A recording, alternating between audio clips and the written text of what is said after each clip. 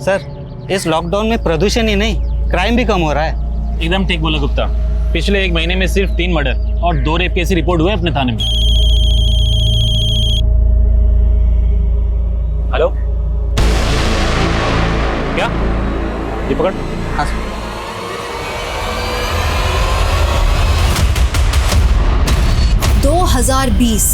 एक ऐसा साल जिसने दुनिया भर में लोगों की आदतें, सोच और पूरी की पूरी जिंदगी को बदल के रख दिया। कोरोना के पहले की और बाद की जिंदगी में तालमेल बैठाने की कोशिश कर रहे हैं हम सब। एक तरफ हमारा देश लॉकडाउन से निकलकर अनलॉक की तरफ बढ़ रहा था, वहीं एक ऐसी घटना हुई जिसने इंसानियत को शर्मसार ही नहीं किया बल्कि हमारे समाज के सामूहिक चरित्र पर सवालिया निशान लगा दिए। हाल ही में एक वीडियो इंटरनेट पे काफी वायरल हुआ था, शायद आप लोगों ने भी देखा होगा। बीच बाजार में एक लड़की को गोलियों से छलनी कर दिया गया। लोग तमाशबीन बने रहे, कोई बचाने नहीं आया। ये अपराधी इस तरह की हिम्मत, ये दुस्साहस कहां से लेकर आते हैं? और ज्यादा डरावनी बात यह है कि जुर्म के ऐसे वारदात अब हमें चौंकाते भी नहीं, जैसे कि अब हम आदी हो चुके हैं इनके। ये केस सिर्फ एक हिंसक अपराध को नहीं दर्शाता, बल्कि ये हमारे अंदर पनप रही असंवेदनशीलता को भी उजागर करता है। ये केस 2020 के भारत की एक डरावनी तस्वीर दिखाता है। जंग 2 देशों के बीच में नहीं है, जंग औरत और जुर्म के बीच में चल रही है। कौन थी वो लड़की जिसके साथ ये सब हुआ? क्यों की गई थी उसे खामोश करने की कोशिश?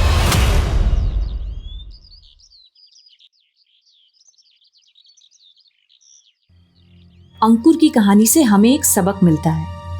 बचपन से ही लड़कों को टफ बनाने की नसीहत दी जाती है। हम लोगों ने तो काम भी जेंडर में बांट दिए हैं। अब कोई लड़का कुकिंग या सिलाई में इंटरेस्टेड है तो है, काम का कोई जेंडर नहीं होता। एम आई राइट? अब मिलेंगे अगले ब्लॉग में एक ऐसी ही मोटिवेशनल कहानी के साथ। अंकिता, कॉलेज के लिए देर हो रही है बेटा, जल्दी करो। आई माँ। कैसी टीचर है ये?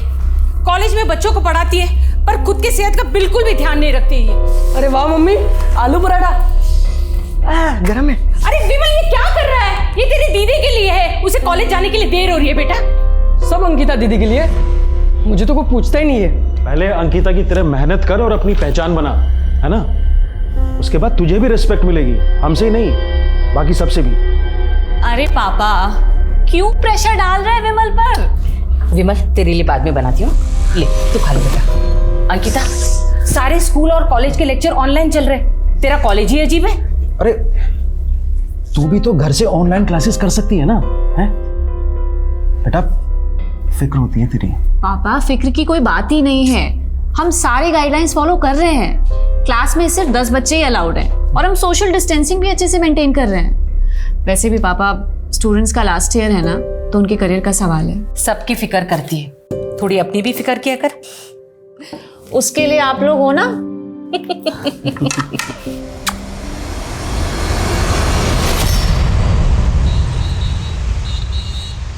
पीछे का अच्छा सुनना, कल का अभी याद है कितना मैं एक मैजिक दिखाता हूँ इससे।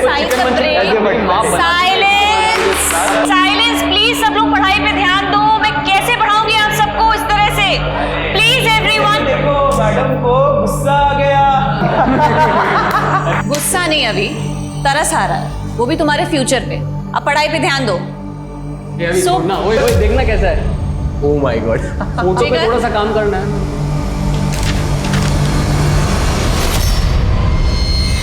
ये क्या है? आपका नाम तो लिखा नहीं है मैंने, और वैसे भी आप इतनी सुंदर नहीं हो कि मैं आपकी फोटो बनाऊंगा।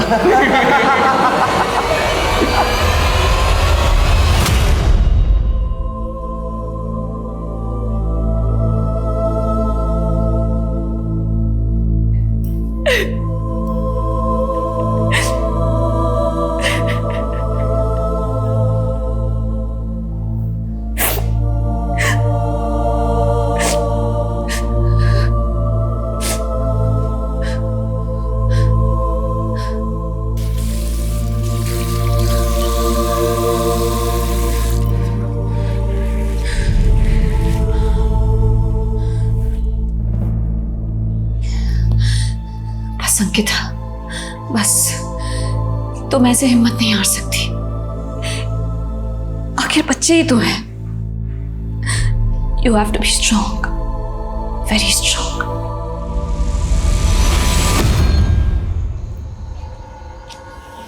भैया भैया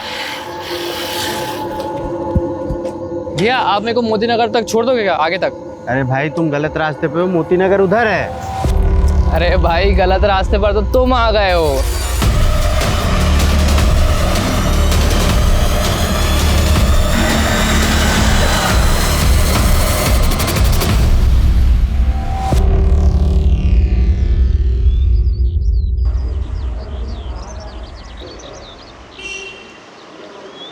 एवरीवन प्लीज पे अटेंशन, ये थ्योरी पिछली बार एग्जाम्स में आई थी। सो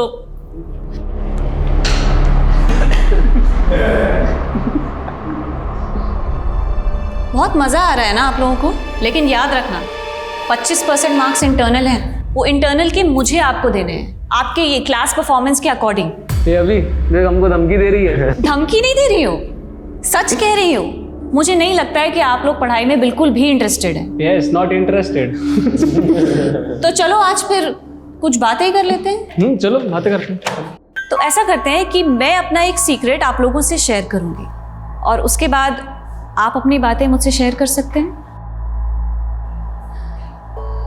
जब मैं 16 साल की थी तभी आपको पहला प्यार हुआ था, है ना मैडम? जब मैं 16 साल की थी तब मेरे साथ बहुत बुरा हुआ था।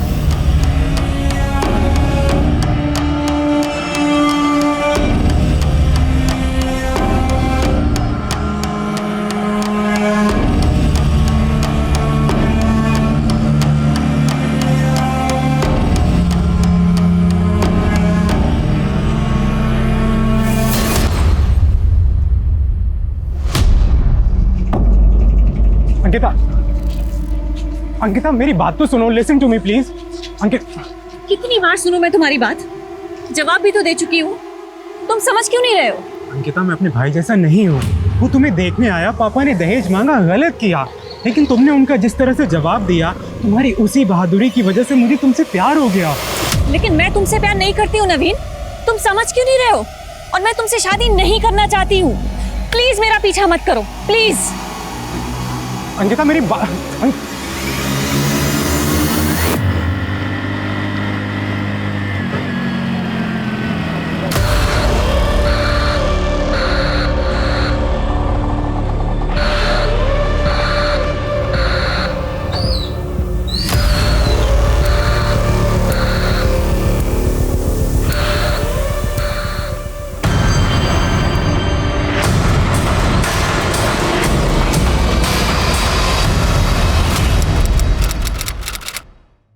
हाँ, मैं अभी आ रही हूँ। हाँ,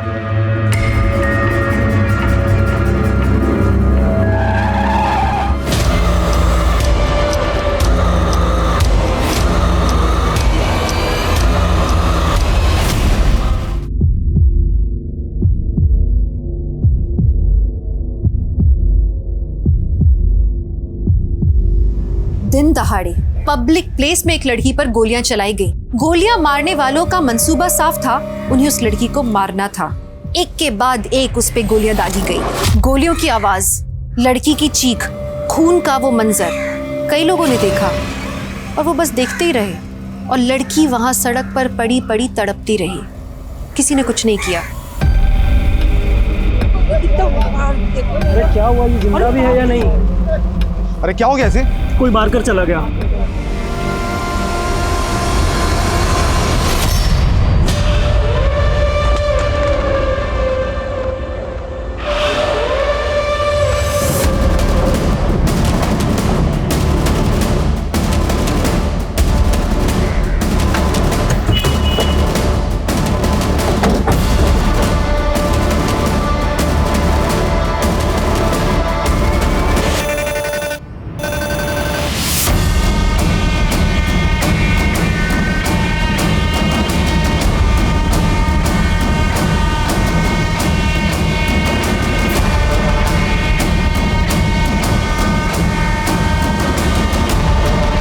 साहब यहाँ से मैं भागते हुए आया, फिर देखा तो यहाँ पे एक वैन खड़ी हुई थी।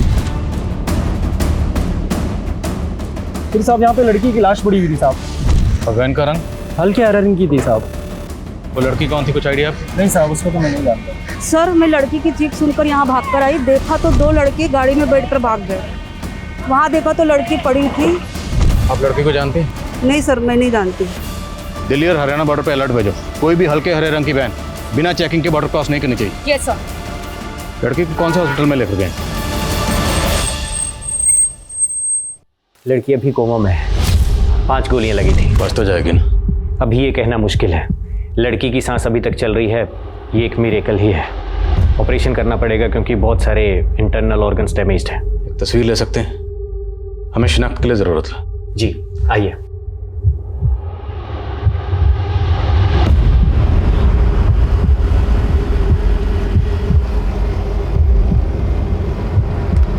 तो जितनी जल्दी हो सके। सर ये देखिए, इस लड़की का वीडियो सब जगह वायरल हो रहा है।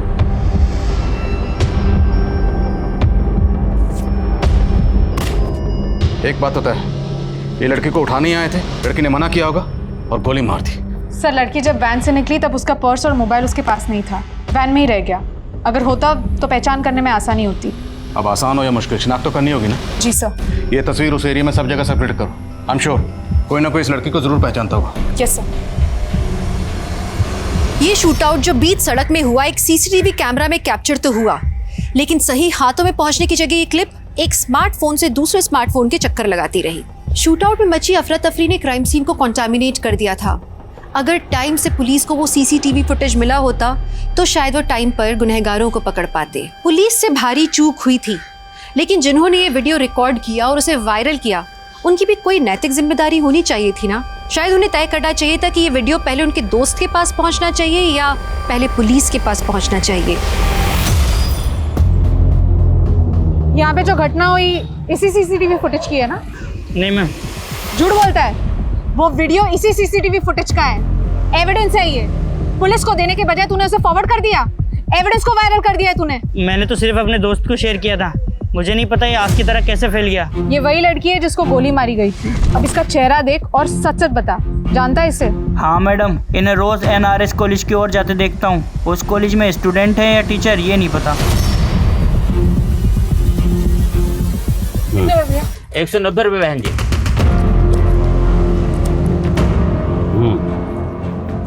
अरे ओ बहन जी, अपने छुट्टे पैसे तो लेके जाइए।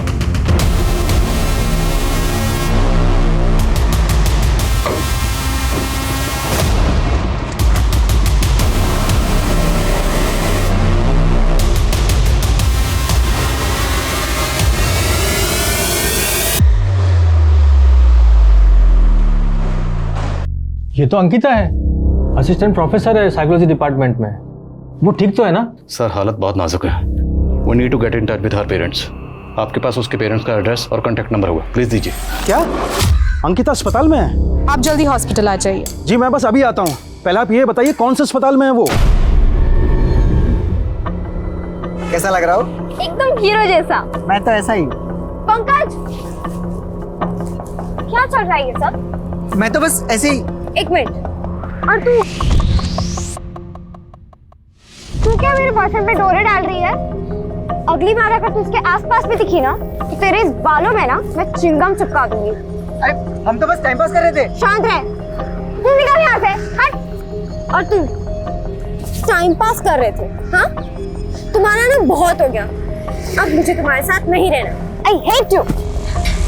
सर अंकिता बहुत ही मेहनती लड़की थी, मुझे तो यकीन ही नहीं हो रहा है कि कोई इस पर गोली क्यों चलाएगा। अंकिता का किसी से कोई अफेयर या कोई झगड़ा? सर कंफर्म तो कुछ नहीं पता, लेकिन कई टीचर्स का मानना है कि दीपांकर और अंकिता के बीच में कुछ था और पिछले 15 दिन पहले कुछ। बस मुझे जो कहना था मैंने कह दिया है, अब आइंदा से तुम ऐसा कुछ नहीं करोगे। सर मैंने अंकिता को इतने गुस्से में पहले कभी नहीं देखा। ज़रूर दीपांकर ने कुछ गलत किया होगा। मैंने अंकिता से बात करने की कोशिश भी की पर उसने टाल दिया। सर वो प्रोफेसर दीपांकर।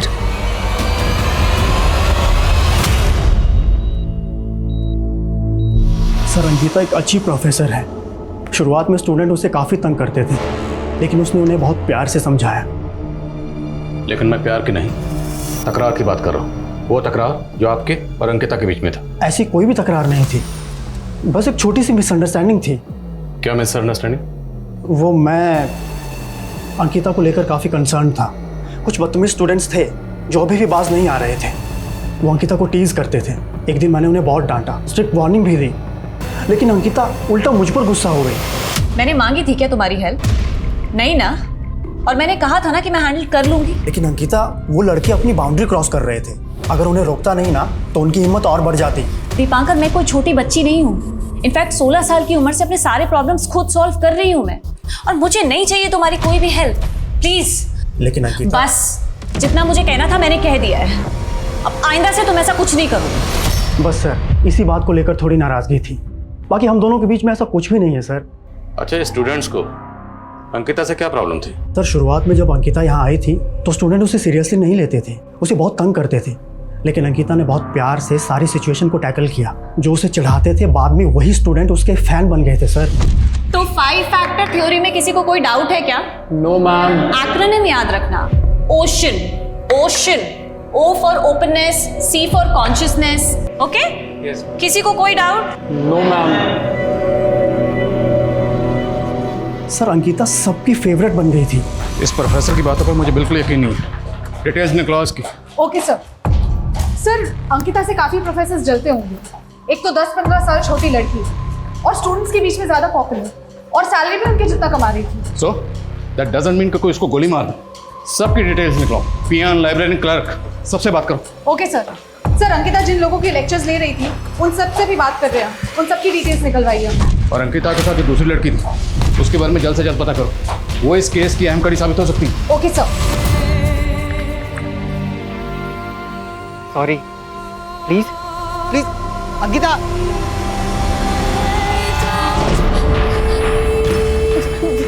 अरे मैम, कहाँ जा रही है? वो मेरी बेटी अंकिता, वो अंदर है। मैं उसकी माँ हूँ, मुझे एक बार उसे मिलना है। ऑपरेशन चल रहा है, आप लोग अंदर नहीं जा सकते हैं। ऑपरेशन? किस बात का ऑपरेशन? गोली लगी है ना उसे। गोली? हाँ। किसने मारा मेरी बेटी को? ये क्या बोल रही है? मुझे एक बार उसे मिलना है, मुझे उसे मिलना है। मैं कह रही हूँ मुझे उसे मिलना है। मैं आपके साथ क्यों नहीं मिल सकते? मिल सकते। आ जाओ, आ जाओ।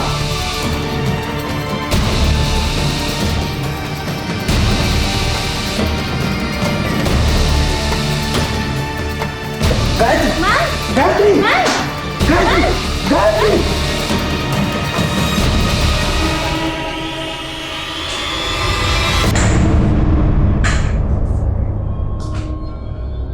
क्या आजकल के मुजरिम को कानून का कोई डर नहीं रह गया है? हमारे विश्वसनीय सूत्रों के अनुसार जो खबर आई है उसमें अभी जो लड़की मौत और जिंदगी के बीच में झूल रही है उसका नाम अंकिता सिंह है। अंकिता? दीदी, सब पूरी प्लानिंग की गई थी। नंबर प्लेट भी फेक लगाया हुआ था। असली नंबर के आखिरी 3 डिजिट 031 दिखाई दे रहे हैं सर। जितने भी गाड़ियों के लास्ट डिजिट 031 है, सबकी स्कैनिंग करो। 1 मिनट, गाड़ी की नंबर प्लेट के साथ छेड़खानी की गई है, तो हो सकता है 08 हो। जितनी भी गाड़ियों के लास्ट डिजिट 031, 831 है, सबकी स्कैनिंग करो। Okay sir. सर, अंकिता के साथ जो दूसरी लड़की थी उसकी फोटो आसपास के एरिया में शेयर की है। खबरियों से भी कहा है जल्दी कुछ पता लगना चाहिए। अंकिता के स्टूडेंट्स, उनसे बात है? सर, एक लड़का है जिगर, वो कुछ कहना चाहता है। अंकिता मैम बहुत अच्छी थी सर। पहले मैं उन्हें बहुत परेशान करता था। उनकी जगह कोई और टीचर होती तो वो मेरे घर पे कंप्लेन करती थी या फिर मुझे सस्पेंड करवा देती। लेकिन अंकिता मैम ने ऐसा नहीं किया। वो हमेशा हमें समझने की कोशिश करती थी। वो हमारी दोस्त बन गई थी सर। हमारी क्लास का हर स्टूडेंट मैम से कुछ भी शेयर कर सकता था। वो मैम, मैं आपसे कुछ कहना चाहता था। हाँ बोलो जिगर। वो मैम, जिगर, टेक योर टाइम, कोई जल्दी नहीं है, आराम से बताओ। हाँ, तुम पहले बैठो बैठो।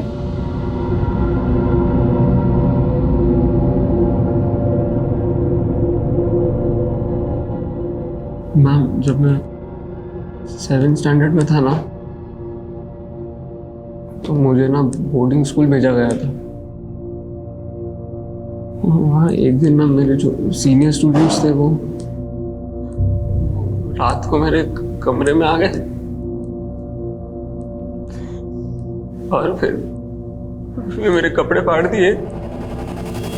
और जिगर, तुम बहुत ब्रेव हो जिगर, बहुत ब्रेव हो। एक बात मानोगे मेरी? ये बात अपनी फैमिली से शेयर करो। अगर अपनी फैमिली से छुपाओगे ना तो अंदर ही अंदर घुटते रहोगे। You have to release yourself from the trauma. और मैं अकेला नहीं हूँ सर, आप मैम का ब्लॉग पढ़ेंगे तो आपको कई सारे स्टूडेंट्स की ऐसी स्टोरीज मिलेगी। मैम हमारे नाम बदलकर हमारी स्टोरीज अपने ब्लॉग पर शेयर करती थी ताकि दूसरे स्टूडेंट्स उसे पढ़ के मोटिवेट हो सकें और अपने अंदर के फियर से फाइट कर सकें। कौन सा ब्लॉग?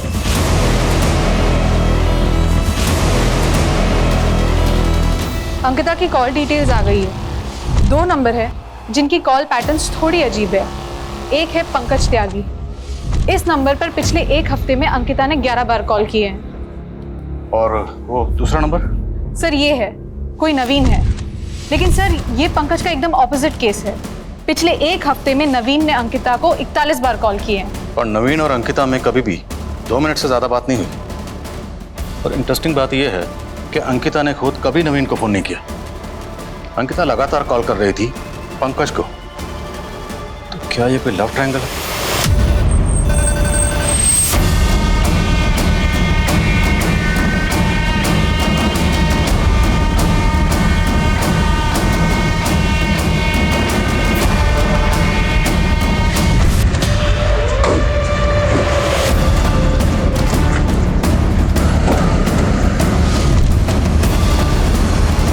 अंकिता ने अपने ब्लॉग पर 5 स्टोरी शेयर की। पहली स्टोरी एक ऐसे लड़के की है जैसे मोलेस्ट किया गया।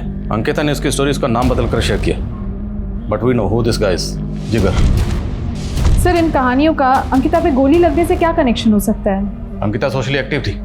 वो स्टूडेंट्स पर होने वाले जुर्म से पर्दा उठा रही थी। हो सकता है उसने किसी अब्यूजर को बेनकाब किया हो और जिसे बेनकाब किया उसी ने अंकिता पर हमला किया। सर जिगर ने तो अपनी कहानी आके हमें खुद बता दी, लेकिन हम बाकी के सारे स्टूडेंट्स से कैसे बात करेंगे? अंकिता तो अपने ब्लॉग में रियल नाम यूज करती नहीं थी। हमें स्टूडेंट्स से मिलकर उनको कन्विंस करना पड़ेगा। अब ये सेकंड स्टोरी देखो। जयंती नाम की लड़की की है जिसे उसका फादर ही मोलेस्ट कर रहा था। जयंती की कहानी काफ़ी दुखद थी, लेकिन वो अब अपने पिता के चंगुल से आज़ाद है। उसकी माँ ने अपनी बेटी पर विश्वास किया और अपने पति से अलग हो गई। अंधेरा कितना ही गहरा क्यों ना हो, पर रोशनी को रोक नहीं सकता। ज़रूरत है बस कोशिश करने की। और तीसरी स्टोरी एक ऐसी लड़की की है जिसे ब्लैकमेल करके सेक्स ट्रेड में धकेला गया, लेकिन अंकिता ने उसे कोई नाम नहीं दिया। ऑनलाइन डेटिंग के जाल में एक लड़की बुरी तरह फंस गई। उसके पार्टनर ने उसका वीडियो बना लिया था और उसे ब्लैकमेल कर रहा था। अपनी अय्याशी के लिए उसका सौदा कर रहा था। मैं इस लड़की को आज़ाद करवा कर रहूंगी। सर अंकिता तो आउट ऑफ द वे जाके सबकी मदद कर रही थी। जाहिर सी बात है, इस नेक काम में उसने कई दुश्मन बनाए होंगे और हो सकता है अंकिता पर हमला उन्हीं में से किसी ने किया हो। सर हमें अंकिता के सारे स्टूडेंट से बात करनी होगी और उनसे जानना होगा कि अंकिता उनकी प्रॉब्लम सॉल्व करने के लिए एक्शन क्या ले रही है। करेक्ट। जिगर से कहो सब स्टूडेंट को इकट्ठा करें, मैं उनसे पर्सनली बात करूंगा। गो सर। हेलो सर, गोली चलाने वाले जिस कार में फरार हुए थे हमें वो कार मिल गई है। हाईवे से थोड़ा दूर लवारिस पड़ी मिली। वहाँ हाईवे पर आसपास कोई सीसीटीवी है? नहीं सर, लेकिन एक आई विटनेस मिला है सर, जिसने इसी गाड़ी में से 2 आदमियों को उतरकर बाइक पर जाते हुए देखा है, लेकिन वो बाइक का नंबर नहीं देख पाया। मैंने खबरियों को बाइक की तलाश में लगा दिया सर। इतना तो तय है कि अंकिता पर यह हमला बदला लेने के लिए किया गया था।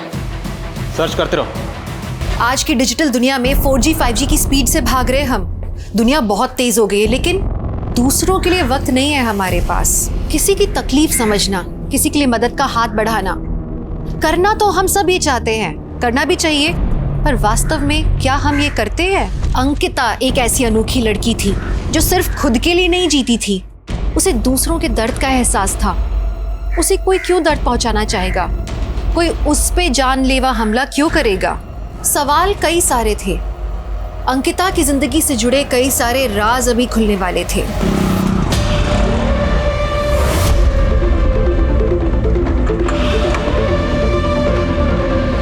एक और पुलिस तहकीकात में जुटी थी, वहीं दूसरी तरफ डॉक्टर्स अंकिता की जान बचाने में लगे थे। जितनी जिंदगियों को अंकिता ने छुआ था, वो सब उसके लिए दुआएं मांग रहे थे। हमें पता चला कि आप में से कुछ स्टूडेंट्स ने अंकिता मिस से अपनी स्टोरी शेयर की थी। हमें शक है कहीं उन पर यह हमला इसी वजह से तो नहीं हुआ। तो स्टूडेंट्स कौन कौन है? डोंट वरी, आपका नाम डिस्क्लोज नहीं किया जाएगा और ना ही आपकी आइडेंटिटी रिवील की जाएगी। बोलिए। रिमेंबर, अंकिता मिस ने कभी आपकी मदद की थी। आज उनके गुनहगारों को पकड़ने के लिए हमें आपकी मदद की जरूरत है।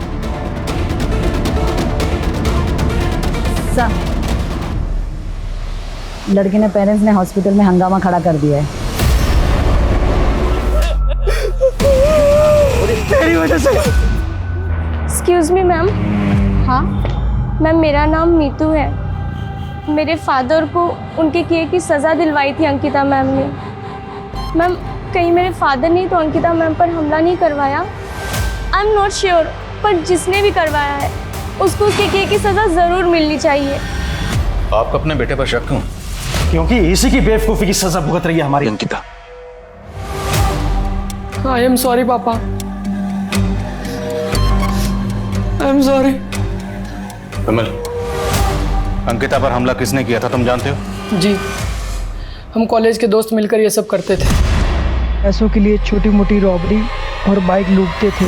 जब ये बात अंकिता दीदी को पता चली तो उन्होंने पुलिस में कंप्लेन कर दी। हम सब माइनर थे इसलिए जुवेनाइल होम भेजे गए।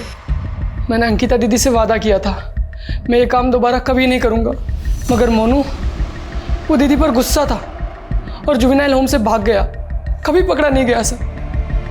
तो ये हमला मोनू ने किया? हाँ सर, उसी ने किया होगा। कहाँ मिलेगा मोनू? पता नहीं सर, मोबाइल भी बंद करके बैठा है। लेकिन हमारा एक और दोस्त है गोलू, वो जानता होगा कि वो कहाँ पर है। गोलू का एड्रेस है? हाँ सर। एड्रेस है, बोलो। सर अंकिता ने जिन जिन लोगों की मदद की थी सबने आकर अपनी डिटेल्स दे दी है, सिवाय वो बेनाम लड़की। वो अब तक सामने नहीं आई है जिसे अंकिता सेक्स ट्रेड से बचाना चाहती थी। तो फिर वो लड़की कौन हो सकती है?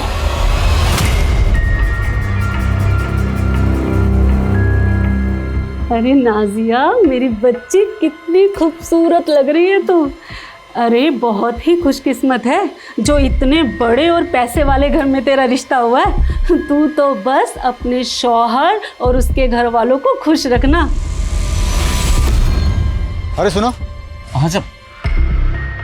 इस लड़की को तुमने ऑटो से छोड़ा था? हाँ साहब, इस लड़की को तो मैंने छोड़ा था वहाँ। लेके चलो मुझे वहाँ, चलो।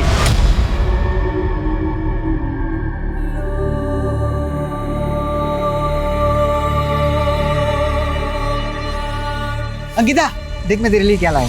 फिर क्या है? खोल के तो देख।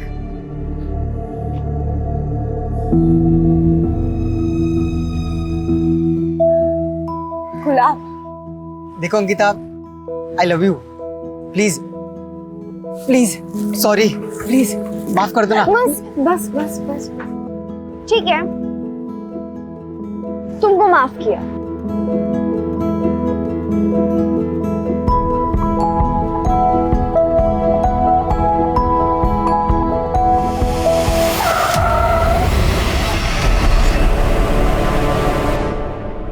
सर मैं डर गई थी। क्या तुमने देखा कि गोलियां किसने चलाई?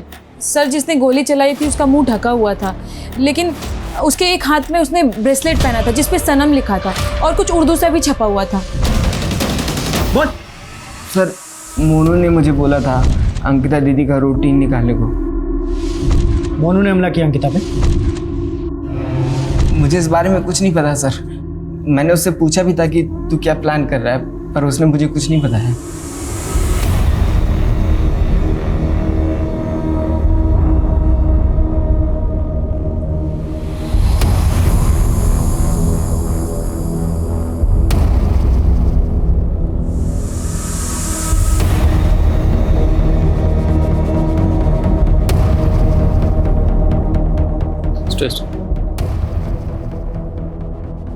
क्या बात है मीतू, क्या कुछ ऐसा है जो तुम हमें बताना चाहती हो?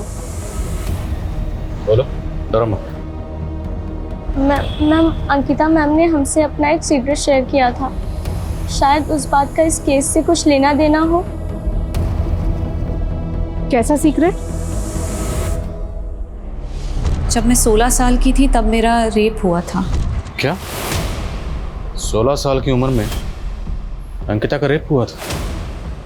हमें नहीं पता था कि अंकिता के साथ ऐसा कुछ हुआ था। आपकी अपनी बेटी। हाँ बोलो। सर उस बाइक को पीला कुआं की ओर जाते हुए देखा गया, लेकिन उस बाइक ने पीला कुआं का टोल प्लाजा क्रॉस नहीं किया। सर हो सकता है कि उस बाइक ने बीच में कहीं पे रास्ता बदल लिया हो। मतलब वो बाइक राजनगर और पिलखुआ के बीच में ही कहीं है। 2-3 पेट्रोलिंग टीम बनाओ और ढूंढो उन्हें। याद रहे वो किसी भी सूरत में बच के नहीं निकलने चाहिए। वो बाइक और बाइकर्स मुझे चाहिए हर हाल में। Okay sir.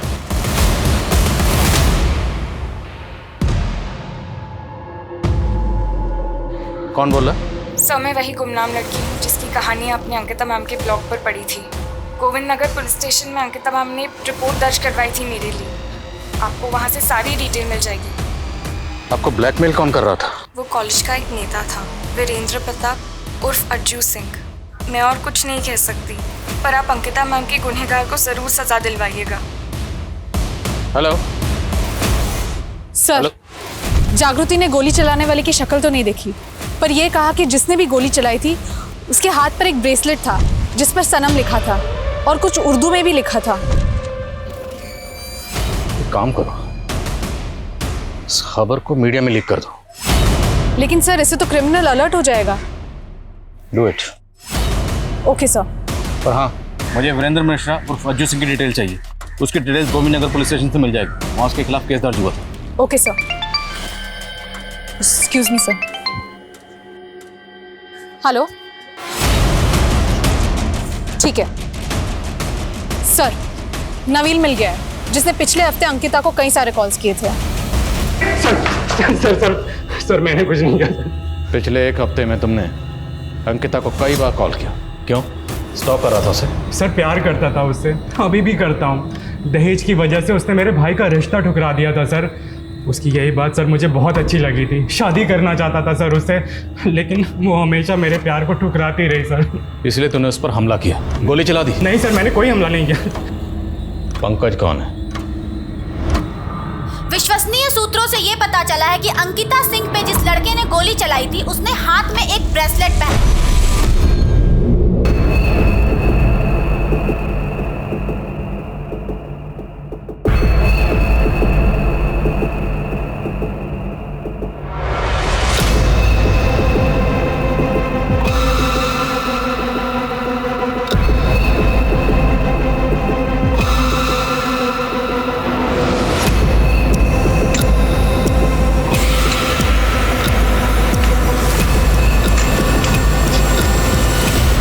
पिछले हफ्ते में अंकिता ने आपको कई बार कॉल किया। अंकिता और आपके बीच में क्या रिश्ता? सर प्यार करते थे हम लोग एक दूसरे को। तब हम सिर्फ 16 साल के थे, लेकिन जी जान से चाहते थे एक दूसरे को। सर हमारे प्यार को किसी की नज़र लग गई। उस हादसे के बाद हम दोनों अलग हो गए, लेकिन 2 हफ्ते पहले ही अंकिता ने मुझे सोशल मीडिया पर ढूंढ निकाला और हमने सालों बाद बात की। अंकिता चाहती थी कि हम मिलें, पर मैं नहीं चाहता था कि वो मुझे इस हाल में देखे। मैं जानता था कि अंकिता मुझे इस हाल में भी खुशी से अपना लेती, लेकिन मैं इतना खुदगर्ज नहीं हो सकता था। मैंने मिलने से इनकार कर दिया, लेकिन फिर भी वो मुझे फ़ोन करती थी। हेलो,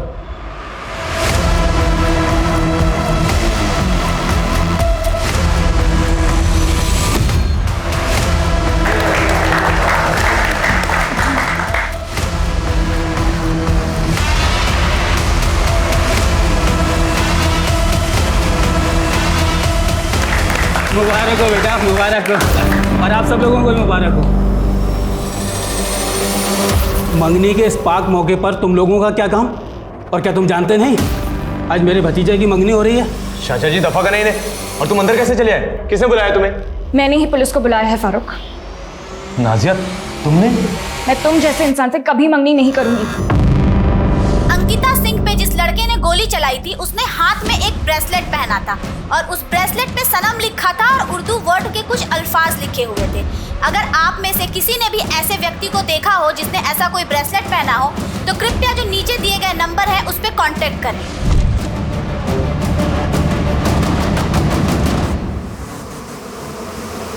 नाजिया हमने क्या किया है? नाटक बंद करो फारूक। लगता है मेरा तोहफा तुम्हें रास नहीं आया। पोल खोदी तुम्हारी इसी तोहफे ने। ये वही ब्रेसलेट है जो मैंने इसे दी थी तोहफे में और इस पे उर्दू में इसका नाम लिखवाया था, फारूक। और किसी की जान लेने की कोशिश करने के बाद यहाँ मुझसे मंगनी करने आए हो। कितने घटिया इंसान हो तुम। फारूक, मेरी बेटी किडनैप होने वाली बात को तो 8 साल हो चुके हैं। मैंने कभी सपने में भी नहीं सोचा था कि मेरा वो अतीत हमारी जिंदगी में फिर से कहर बन के टूटेगा। अरे कोई है? मेरी बच्ची किडनैप हो गई है। कोई मेरी बात क्यों नहीं सुन रहा है? अरे कोई मेरी बात क्यों नहीं सुन रहा है यार? मेरी साहब कब आएंगे? आप मेरी रिपोर्ट लिख लीजिए ना, जब तक वो नहीं आते हैं तो। मेरी बच्ची गुम हो गई है। अरे कोई मेरी बात क्यों नहीं सुन रहा है? कोई नहीं सुनेगा आपकी। अगर आपने हमारी नहीं सुनी तो। क्या बोल रहे हैं आप? दरअसल हमारे भतीजे फारूक से गलती हो गई है। उसका दिल आ गया है आपकी बच्ची पर, इसीलिए उसे उठा लिया। आप फिक्र मत कीजिए, बहुत जल्द सही सलामत आपकी बच्ची आपके पास पहुंच जाएगी। लेकिन अगर आपने पुलिस में कंप्लेंट की तो हमारे फारूक से ज़्यादा नुकसान आपका होगा। अंकल जी, अंकिता के बालिग होने का इंतज़ार कर रहा हूँ। 18 की होते ही उठा ले जाऊँगा। और देखिए, परेशान होने की कोई दिक्कत नहीं है। अब निकाह तो मुझसे ही होगा। अंकिता का नया नाम भी सोच लिया है, अंकिता उर्फ अरफा। हमारी बच्ची को उसे बचाने के लिए हमने मेरठ ही छोड़ दिया और गाजियाबाद आ गए। हमारी बच्ची का उस कमीने ने क्या हाल कर दिया है। कई बार कहा अंकिता से कि मुझसे निकाह कर ले, पर वो समझ ही नहीं रही थी। इतनी रिक्वेस्ट भी की पर कुछ काम नहीं आया। तो नाजिया से मंगनी कर रहा था, फिर अंकिता को क्यों मारा? नाजिया से मंगनी तो मैं परिवार के दबाव में कर रहा था। प्यार तो मैं अंकिता को ही करता था, और अपने पहले प्यार को भुलाना आसान नहीं होता। कैसे बर्दाश्त कर लेता कि मेरे होते हुए अंकिता किसी और की हो जाती? नहीं, मुझे ये मंजूर था ही नहीं। तो ये था ना वो जिसने अंकिता का रेप किया? उसे शहर से बाहर भगा कर लेके हर जगह ढूंढता रहा मैं अपनी अंकिता को। 8 साल तक तड़पा। फिर एक दिन अंकिता सोशल मीडिया पर नजर आई। पहले से ज़्यादा खूबसूरत हो गई थी मेरी अंकिता, और मैं पहुंच गया उसके पास। तुम जानवर हो। तुमसे शादी करने से अच्छा तो मैं मरना पसंद करूंगी। मेरे सब्र को मत आजमा अंकिता। 1 महीने की मोहलत देता हूँ, निकाह के लिए राजी हो जा, वरना अंजाम बहुत बुरा होगा। इतना समझाने की कोशिश की अंकिता को, पर वो मेरे प्यार को समझ ही नहीं रही थी। 1 महीने की मोहलत भी दी मैंने उसे कि निकाह के लिए राजी हो जा, और आज 1 महीना पूरा हुआ। मजबूर था मैं। अगर अंकिता के रहते निकाह कर लेता या मंगनी करता तो मेरे प्यार की हार होती। इसलिए मैंने एक कन का जुगाड़ किया और अपने आप को अंकिता के प्यार के बंधन से और अंकिता को उसकी जिंदगी से आज़ाद कर दिया।